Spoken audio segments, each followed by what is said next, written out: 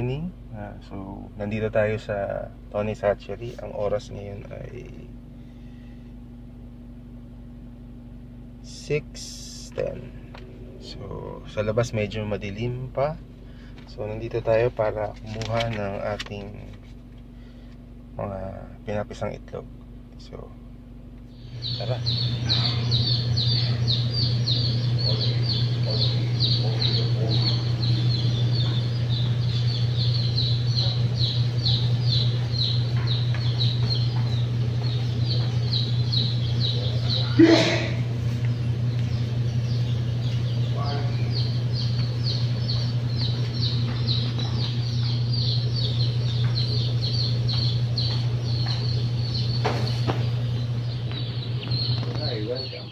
So, nandito tayo sa isang bakanteng kwarto dito sa bahay ng lola ko. So, ito yung ginawa kong lalagyan ng mga brooder. So, kung makikita nyo, ayan yung mga sisiw. Ito ay December 24. At ito naman yung ay ano nga ba to? At basta mas 1 week na mas matanda to. So ito yung mga bago natin kuha kanina sa Tony's Hatchery na lalagyan natin ng marking. So ano ba dapat na i-prepare natin para sa mga bagong hatch na sisiw? So syempre kailangan natin muna i-prepare yung record, which is yung code ng itlog at yung markings niya.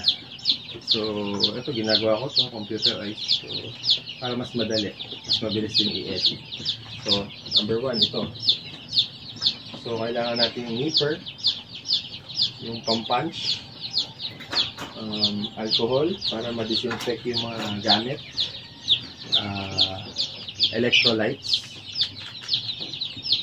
yung water na lalagyan natin ng electrolytes, siyempre feeder, at ang pinaka-importante, kung saan mo ilalagay yung mga sisiw. Kasi hindi naman po pwedeng magpo-produce tayo na wala tayong paglalagay ng sisiw. Kawawa lang yan, mamatay. So, sandali lang. Kukuha tayo ng sisiw para mag-start na tayong mag-market. Ano ko kung nakikita ninyo. January 22 ngayon, kinuha natin itong mga 6 AM.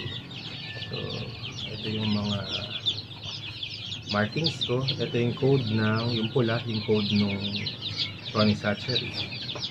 At yung kung ilan ang sinet na eggs. So, konti lang to. Isa lang tayong backyard. Ito yung ginagawa kong practice.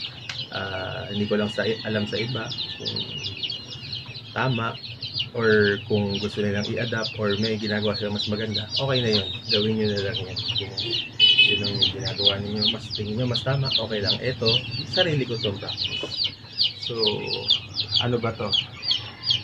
DL, code 18. So, ito yun. So, medyo, siyam na sisiw. So, ang code niya sa akin, DL, yung 16. So, hahanapin ko ngayon dito sa yung DL na code, yung marking niya. So, ang marking niya ay double nose, double left, right wing. So, yun.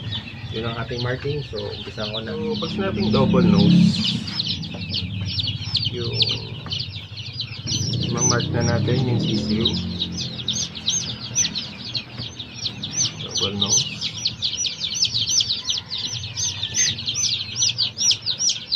Yan. Tapos double nose, double left. So double left, ipapunch na natin.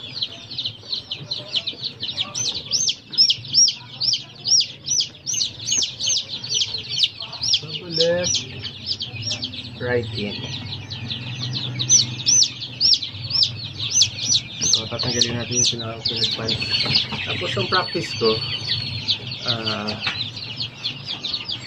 Pinapadip ko siya dun sa electrolytes. Tubig, kasi dehydrated yan dahil sa incubator. Mga 2 to 3 dips. Tapos, ano ba yung mga usual yung pinapakain ko? Kasi yung pinapakain ko, booster feed.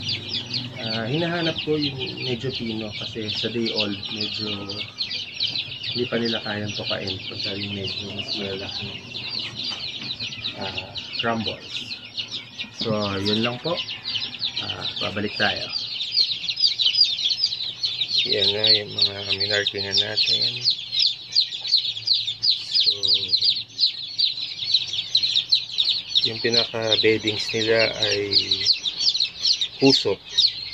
Kasi dito sa Quezon City wala tayong makuhaan ng ipa. So, yan yung pinaka-beddings na nililinis every 3 days.